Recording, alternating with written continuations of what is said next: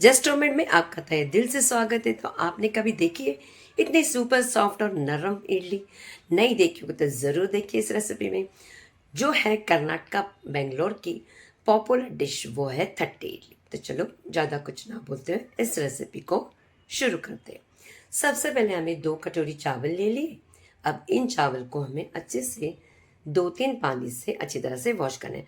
आप चावल रेशन के लो या तो कोलम चावल लो, उस तरह से आपको ले सकते हो।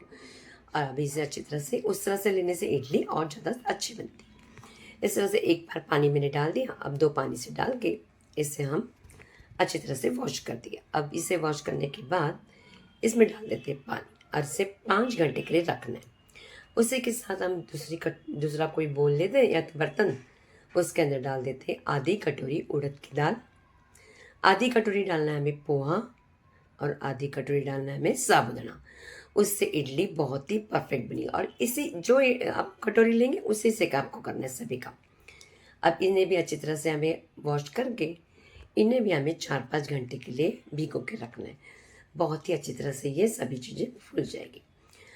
अब यहाँ पर देखिए सब अच्छी तरह से हो गया। तो 4-5 घंटे के बाद इसे मैंने सभी को पीस दिया था। वो वीडियो मेरा डिलीट हो गया। करना क्या है, चावल को आप सूजी के जैसे पीस दीजिए और दालों को आपको फाइन करना है और बाकी दोनों चीज़ों को अच्छी तरह से डाल के मिक्स करके इस तरह से रख देना है। पानी यहाँ पर आपको ज़्यादा नहीं डालना है, कम पानी डाल के आपको रख देना है। तो देखिए हमारा बैटर हो चुका है। तो आप क्या करते हैं, इसे रात भर के लिए इसे रख देना है। कम से कम आज इसे 10 घंटे के लिए तो रख दीजिए। तो देखिए मैंने यहाँ इसे 10-12 घंटे के लिए रख दिया था, मतलब सुबह के 7 बज गए थे। तो इस तरह से देखिए अब यहाँ पर देखिए कितनी अच्छी सी जाली बनी हुई है। जाली बन गई तो मतलब आपको यहाँ पर कोई भी इनो सोडा किसी की भी चीज़ की ज़रूरत नहीं पड़ेगी। ज़्यादा आपको कुछ नहीं करना, एक थोड़ा सा देखना कि पानी हमारी कंसिस्टेंसी कैसी है, परफेक्ट है। आप क्या करते हैं, स्वादानुसार नमक डाल के आप इसे अच्छी तरह से मिक्स कर दें। अगर आपका बैटर ज़्यादा हो तो आप आधा बैटर फ्रिज में रख के 2 दिन के बाद भी इसे यूज़ कर सकते हैं। अब ये बैटर रेडी हो गया। तो यहाँ पर देखिए थट्टे इडली बनाने के लिए मेरे पास इस तरह से प्लेट थी। जो भी है मैंने ले ली, आपके पास जो भी है ले सकते हैं। ना हो तो आप इडली के इसमें भी निकाह कर सकते हैं, पर थट्टे इडली इस तरह से होती है। तो यहाँ पर मैं लगा रही हूँ बटर।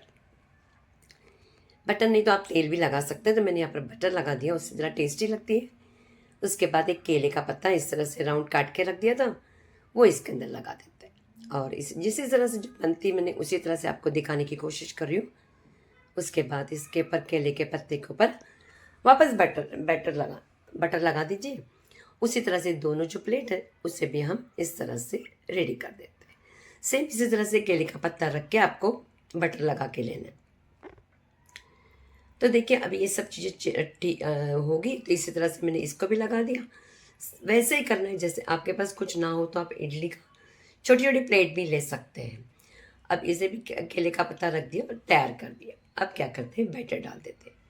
बैटर डालते वक्त पूरा आपको नहीं भरना है, आधा भरना है, क्योंकि वो इडली फूलेगी। इसके लिए आपको आधा ही उसको रखना है, थोड़ी सी जगह आपको प्लेट में रखनी है। तो इस तरह से आपको ये जो इडली का बैटर है इस तरह से डालना है। देखो मैंने इसी तरह से डाल के वापस दूसरी प्लेट में भी डालते वक्त आपको दिखा देती हूँ। बस इसी तरह से करना है। और यहाँ पर हम जो स्टीमर यूज़ करने वाले हैं, अगर आपके पास स्टीमर नहीं हो इडली का तो कोई बात नहीं, मैं आपको दिखाऊंगी कि कैसे करना है। कढ़ाई लेनी है। तो मैंने इस तरह से कढ़ाई स्टीमर ही लिया था मैंने, पर मेरे पास ये थट्टे इडली का उसका स्टैंड नहीं था।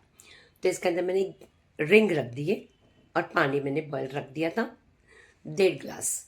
पानी अच्छी तरह से उबल चुका है। अब क्या करना देखिए, अब जो हमारी जो बड़ी प्लेट है उसे पहले नीचे रख दीजिए। उसके बाद आपको क्या करना है, एक अच्छे से जुगाड़ कर लेते हैं। एक स्टिक ले लीजिए इस तरह से, ऐसे 2-3 स्टिक आपको लगेगी। 2 स्टिक को आपको जिस तरह से मैं दिखा रही हूँ वैसे करना है। उसके बाद आपको उसके ऊपर दूसरी प्लेट रख देनी है। इसी तरह से वापस आपको दोनों वापस स्टिक रख देनी है। और स्टिक रखने के बाद, पर ये जब भी काम करोगे बहुत संभाल के कीजिए, जरा सा भी हिल जाएगा तो ये गिरने का डर है, तो इसके लिए आराम से कीजिए। अब वापस तीसरी प्लेट रख के, अब ये हो गया हमारा रेडी। अब इसे 12 मिनट के लिए आपको आपको कुछ देखने की ज़रूरत नहीं है। तो देखिए 12 मिनट हो चुके हैं, मैंने अब ये गैस बंद कर चुकी है।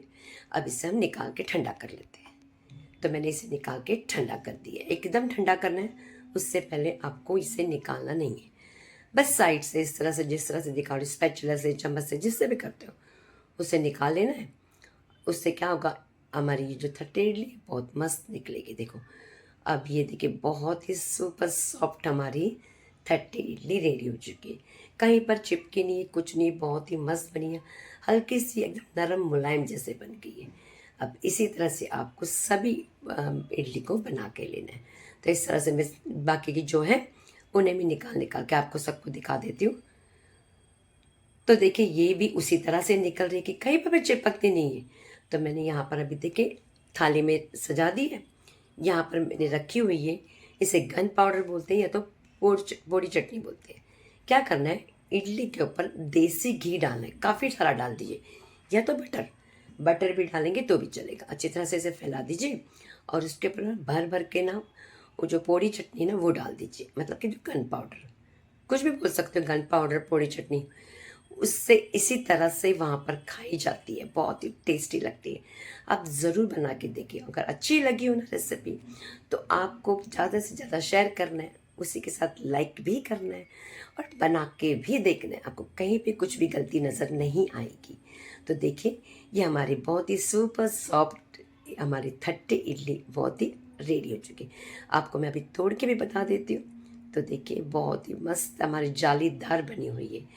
टूटते वक्त भी देखिए आपको पता ही चल रहा है कि कितनी अच्छी बनी है। तो आप तो कैसी लगी रेसिपी मुझे ज़रूर कमेंट्स करके बताएं और आगे मिलते हैं हम एक प्यारी सी रेसिपी के साथ।